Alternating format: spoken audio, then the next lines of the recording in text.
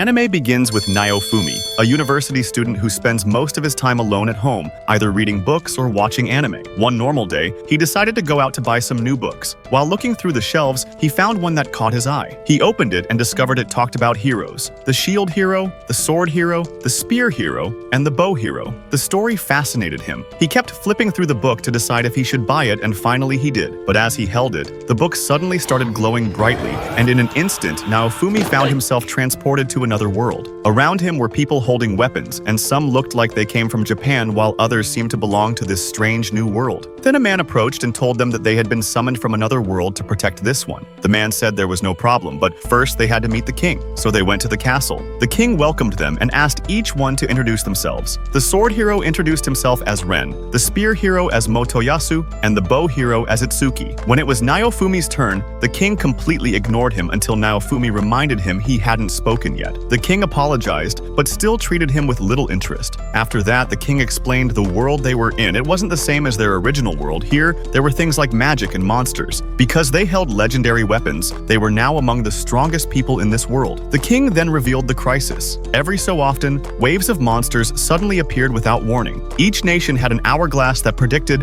when the next wave would strike so soldiers could prepare. But in the last battle, they had suffered terrible losses, so that's why these heroes were summoned. The king promised that for every wave they defeated, he would reward them with large amounts of money, enough to live like kings. Then a minister explained that they couldn't train together because their weapons weakened each other when close, so each hero had to work alone. To show their strength, they activated their powers, but all were very weak at the start. They agreed to train and rest before beginning. The next day, they were gathered again, this time to meet soldiers who would join their parties. But while the other three heroes were chosen quickly, no one wanted to go with Naofumi. Embarrassed, he wondered if he was going to be left alone. Then a beautiful girl suddenly stepped forward and volunteered to join him. Though the others looked jealous, Naofumi was relieved and happy to have her by his side. The king gave each hero money to start their journey. Naofumi, with the girl, went to a shop to buy weapons. He tried to buy a sword, but when he touched it, the weapon shocked him with electricity, revealing that he couldn't equip anything other than his shield. Just like the others could only use their own weapons, Naofumi was stuck with only his shield. Though frustrated, he still bought some armor and went out to hunt weak monsters. At first, he struggled even to defeat the weakest ones, barely managing to land hits. But through persistence, he finally killed them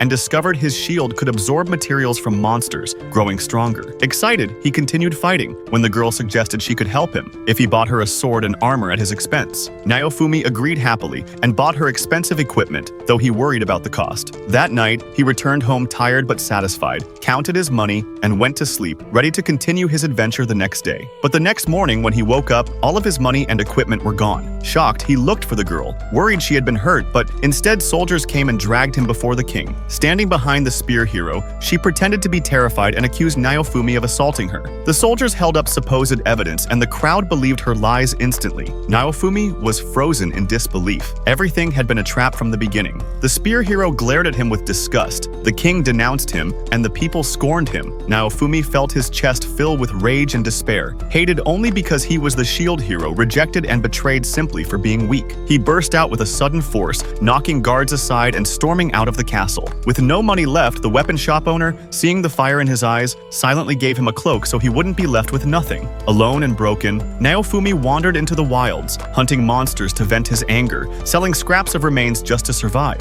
But because of the rumors, townsfolk turned him away, forcing him to use intimidation to make fair trades. In the forest, he experimented by placing herbs into the shield's gem, and to his surprise, the shield absorbed them, evolving into a night shield with the power to enhance herbs. Overjoyed, he carried the upgraded herbs to the apothecary for money, then went to a restaurant to finally eat a decent meal. But three thugs came and mocked him. Naofumi lured them into a dark alley, and when they attacked, he raised his shield. A blinding light burst forth, hurling them through the air, and just when he thought he had found a little strength again, Naofumi, still tormented by the frustration of having only defense but no offensive power, was suddenly approached by a mysterious old man who suggested that he could purchase a slave to make up for his lack of attack, explaining that slaves would never betray their master because heavy curses were carved into their bodies. Considering his poor financial state, Naofumi chose a frail demi-human girl as his companion to begin the next stage of his adventure. The girl was branded with the slave's crest, and just when Naofumi thought his journey might end in despair with monsters biting into his shoulder, the old man finished inscribing the curse mark on Raftalia, and Naofumi's system panel immediately immediately showed her attributes as his companion. Without wasting time, he pulled Raphtalia to the weapon shop to get her suitable equipment. Once she was dressed, he presented her with one of the balloon monsters still biting into him and ordered her to attack, but she trembled in fear and could not move. The slave crest responded, pressuring her until, with his encouragement, she finally thrust her sword forward. The balloon exploded, and both gained experience points. Afterwards, Naofumi took her to a restaurant and ordered her a children's meal, watching her eat heartily before leading her out to the fields. There, he caught monsters and made her attack, training her through 2.5 hours until he himself unlocked new talents and leveled up. When he shared with her that he was the shield hero, she recalled her parents' words, and Naofumi, seeing her sadness, used a newly unlocked skill to craft medicine to ease her cold. That night, as he ground herbs beside a campfire, Raphtalia fell asleep, but her face twisted in a nightmare of her parents being eaten by a three-headed monster. Naofumi held her and gently stroked her head to calm her. By morning, he sold his processed herbs to the apothecary, and outside saw Raphtalia watching two children playing basketball. He asked if she wanted food, and though she refused, her wagging tail betrayed her desire, so he bought it for her and promised she could play when free. Back at the inn, he again used captured monsters to intimidate the owner for a fair deal.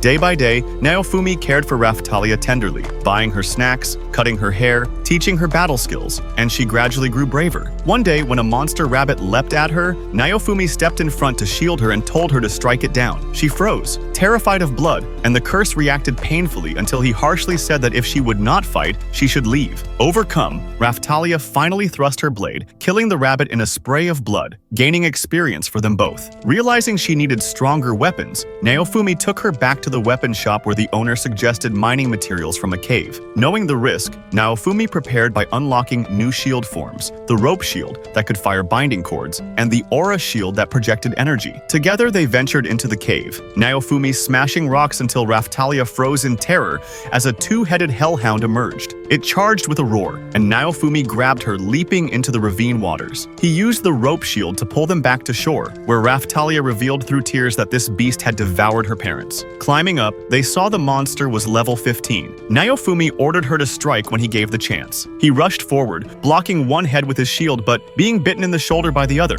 shouting for Raphtalia to attack. She trembled, the curse searing her as fear consumed her. So Naofumi told her to run away and live. Crying, remembering her past, their days together, and fearing to lose him too, Raphtalia found courage and lunged, driving her sword into the beast. As the monster turned to crush her, Naofumi raised the aura shield, blocking its strike, and Raphtalia delivered the killing blow. From then, people in the city began noticing her cuteness, and her appearance often brought extra favors, even catching the eyes of others like the spear hero, who wanted to steal her away. Meanwhile, Naofumi kept leveling, absorbing new monster drops and unlocking so many skills he barely kept track, though his carelessness once got him injured. Learning from that, he crafted the painful shield to counter such threats, and with Raphtalia's sword swings, they continued to grow, her level reaching 18. Unknowingly, she transformed from a small child into a young girl, and when they returned to the weapon shop, her confidence shone. She bargained with the stubborn shopkeeper for discounts and demanded better armor for Naofumi, arranging a new set for him. There they also learned about the dragon hourglass in the church, which predicted the arrival of the next wave. To prepare, Naofumi and Raphtalia went to the church. Before the great hourglass, Naofumi's shield shot out a beam of light that revealed the exact time of the wave. Just then, the other three heroes arrived. Seeing the vile mine, Naofumi's face darkened as he turned to leave. The spear hero, lustful and smug, grabbed Raphtalia's hand, promising to protect her, but she yanked it away, declaring she would fight by Naofumi's side. Without hesitation, Naofumi pulled her close, walked past them in silence, and left the church. That night, while he ground herbs wordlessly, Raphtalia quietly understood his pain, resting nearby until morning, when she finally looked into his eyes and told him how she truly felt. As Raphtalia finally spoke the words she had been holding inside, the last grain of sand in the hourglass fell, and the sky above them shifted from blue to a terrifying blood red. In an instant, Naofumi and Raphtalia were transported to the starting point of the wave. Looking up, they saw countless monsters pouring from the heavens like rain. Naofumi was about to rush off to meet with the other three heroes when Raphtalia spotted a nearby village in danger. Seeing the signal flares of the kingdom's knights gathering elsewhere, Naofumi realized with a heavy heart that the knights had no intention of protecting the villagers. Without hesitation, he grabbed Raphtalia and raced toward the village. Just as a skeletal soldier was about to bring its blade down upon upon a villager, Naofumi raised his shield, blocking the strike, while Raphtalia followed with a swift counter that cut the monster down and urged the villagers to flee. Facing hordes of monsters and desperate cries, Naofumi clenched his fists and threw himself into battle, drawing the monster's hatred. Using his aura shield to shield the weak and his prison shield to protect women and children, he sprinted through the burning streets, sliding under a collapsing house and discovering that the swarm-type wasp monsters feared fire. Tearing down a torch, he continued his desperate run, leading monsters away. Meanwhile, Raphtalia had already guided many villagers to safety, but Naofumi knew this running couldn't last. To gather all monsters at once, he climbed a tall tower, rang the great bell until its echoes drew the creatures, then spilled oil across its height. With a deep breath, he hurled down his torch, leapt from the tower with his rope shield to break his fall, and behind him the tower collapsed in flames, drawing the enemies together in one blazing inferno. The thunderous crash brought Raphtalia running back, joined by a villager who insisted they too would fight, for this was their home. Suddenly, a massive monster cleaved down with its axe, forcing Naofumi to block desperately as the shock flung him back. Its arm was pierced, but it turned its wrath on the villagers. Naofumi, empty-handed, caught the weapon with his bare palms, holding it back and shouting for them to escape, until Raphtalia burst in with a swift sword slash, and together they toppled the beast. Yet the monsters were endless. Then, out of nowhere, flaming meteors rained down. Imperial soldiers had launched a reckless attack that threatened everyone. Hugging Raphtalia close, Naofumi raised his shield to shelter them from the fire, while the soldiers mocked him for being so resilient. Furious, Raphtalia struck back, her arrow deflected, and while she argued with them, Naofumi smirked darkly as a gigantic monster appeared behind the arrogant knight. As it lunged to kill him, Naofumi still chose to save him, blocking with his shield and letting Raphtalia finish the creature. He demanded the knights regroup and hold formation while he and Raphtalia bought time, but the knight he had just saved tried to abandon them. At that moment, a righteous knight roared, calling others to stay and fight, and they formed tight ranks to clash with the horde. Meanwhile, the other three heroes were locked in a battle with the wave's boss, and at last, with its defeat, the blood-red sky faded back to blue. Villagers cheered their survival. Raphtalia looked at Naofumi with admiration,